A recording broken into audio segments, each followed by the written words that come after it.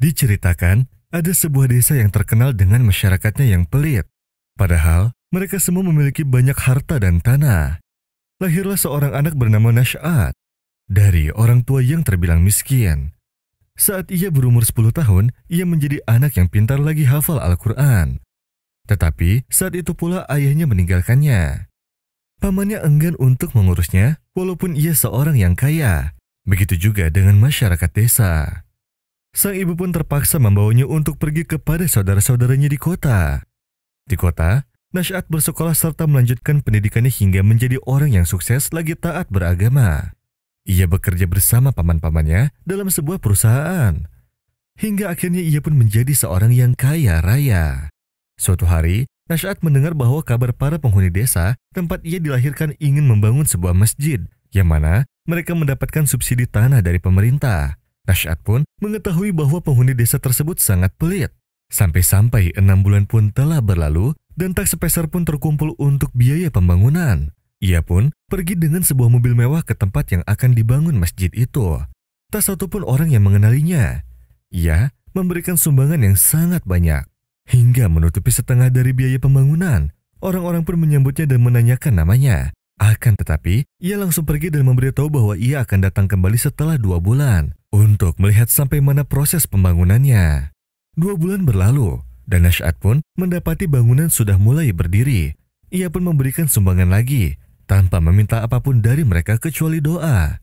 1 bulan kemudian, Nash'at pun kembali lagi, dan melihat bahwa bangunan itu telah selesai. Orang-orang memintanya agar menerima jamuan dari mereka, tetapi ia pun masih menolaknya dengan sopan, dan memberitahu mereka bahwa ia harus pergi ke Amerika, karena perusahaannya membutuhkan tenaga kerja tambahan sebanyak 500 orang. Yang ia akan ambil dari orang-orang desa sebelah. Masyarakat pun bergembira. Lalu mereka bertanya padanya, "Mengapa kamu tidak mengambilnya dari orang-orang desa di sini?" Ia pun menjawab, "Baik, boleh saja, sebagai hadiah karena sudah membangun masjid ini." Nash'at pun meminta mereka untuk menyiapkan pasportnya masing-masing secepatnya, dan memintanya juga untuk menaruh sedikit uang di dalam pasportnya untuk keperluan administrasi. Ia sendiri yang akan menanggung biaya tiket, visa, tempat tinggal, hingga gaji-gaji mereka. Maka para masyarakat pun berlomba-lomba untuk itu. Sehingga dalam 24 jam, 500 paspor dan uangnya sudah tersiapkan. Nash'at pun merasa heran dan berkata pada dirinya, "Kalian semua mengaku miskin saat ada pembangunan masjid.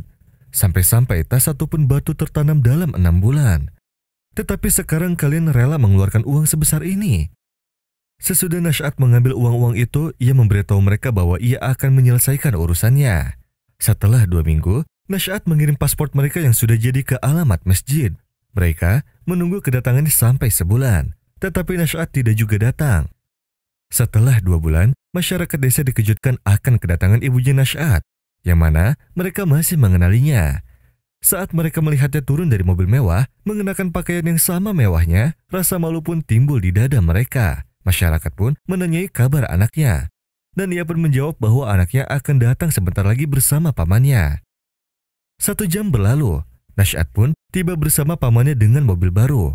Saat mereka melihatnya, mereka pun sangat terkejut dan terheran. Sebelum salah seorang dari mereka berbicara, Nash'at membuka kopernya dan berkata pada mereka, "Ini adalah uang-uang kalian, yang mana kalian dahulu enggan memberikannya untuk membantu ibu ini dan anaknya yang telah yatim walau sedikit.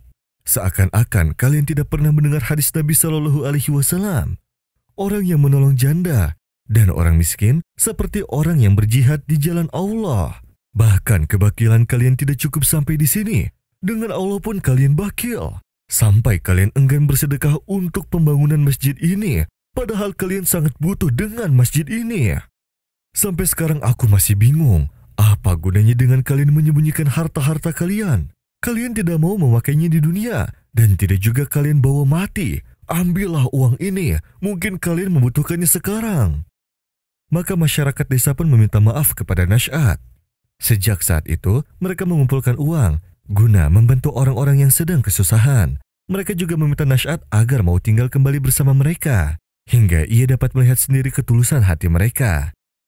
Saat Nash'at melihat ketulusan mereka, ia dan pamannya mengambil para pemuda yang belum bekerja untuk dipekerjakan di perusahaannya, juga membantu orang-orang miskin, para janda, dan siapapun yang membutuhkan pertolongan. Ha antum haula'i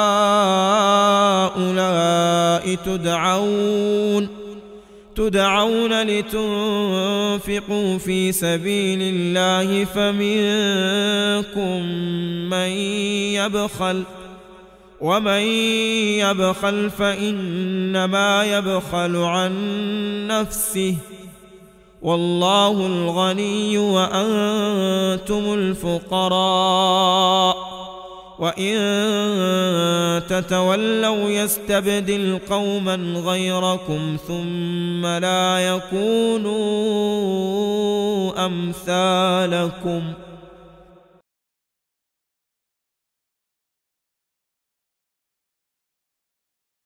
Kisah seorang wanita yang berasal dari keluarga yang baik.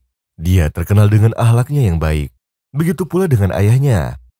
Lalu ada seorang pemuda yang ingin melamarnya, akan tetapi keputusannya bukan pada dirinya maupun pada ayahnya ataupun pada saudara-saudaranya, melainkan pada ibunya yang terpengaruh dengan kehidupan barat. Lalu pemuda itu pun berhasil mendapatkan wanita tersebut setelah berusaha susah payah, karena sulitnya menghadapi kerasnya sifat dari ibu si wanita tersebut. Lalu setelah itu pemuda tersebut membangun apartemen untuk tempat tinggal mereka berdua. Namun ibu dari wanita itu selalu ikut campur dalam setiap urusan mereka berdua. Bahkan ia sering ditelepon dan terkadang dia dimarahi. Akan tetapi dia tetap sabar demi mendapatkan anaknya. Dan setelah membangun apartemen dan sepakat untuk menikah, terjadilah sesuatu yang menjadi bencana baginya. Karena dia berseteru dengan ibu dari si wanita tersebut dalam menentukan gedung dan tempat untuk menikah. Padahal undangan pernikahannya sudah tersebar. Dan acara tersebut akan dihadiri oleh penyanyi. Lalu sang penyanyi pun juga menolak mentah-mentah tawaran pekerjaannya, karena dia mengetahui kesombongan dari ibu si wanita tersebut. Lalu pemuda itu juga menolak keinginan ibu si wanita tersebut yang mana dia ingin bercampur antara tamu laki-laki dengan tamu perempuan. Karena itu adalah perbuatan dosa, dan akan membuat mereka saling memandang yang bukan mahrumnya. Dan pemuda itu tetap menolak terhadap keinginan ibunya. Dan karena kesombongan ibu wanita tersebut, ia bahkan menuduhnya bahwa pemuda tersebut adalah orang miskin dan tidak mampu. Maka dari itu, acara pernikahan pun terpaksa harus dibatalkan. Dan pemuda itu tidak punya jalan keluar lain kecuali berpisah dengan wanita itu. Lalu kemudian pemuda itu datang pada keluarga perempuan yang lain. Lalu sang ibu mendapati bahwa pemuda itu adalah orang yang soleh. Lalu tidak berlangsung lama mereka berdua pun menikah.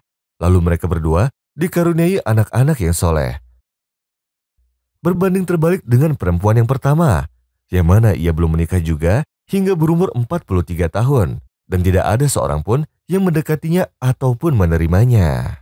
وَمَا اخْتَلَفْتُمْ فِيهِ مِنْ شَيْءٍ فَحُكْمُهُ إِلَى اللَّهِ ذَلِكُمُ اللَّهُ رَبِّي عَلَيْهِ تَوَكَّلْتُ وَإِلَيْهِ أُنِيبُ فَاطِرُ السَّمَاوَاتِ وَالْأَرْضِ جعل لكم من أنفسكم أزواجا ومن الأنعام أزواجا يذرأكم فيه ليس كمثله شيء وهو السميع البصير له مقاليد السماوات والأرض يبسط الرزق لمن يشاء ويقدر إنه بكل شيء عليم.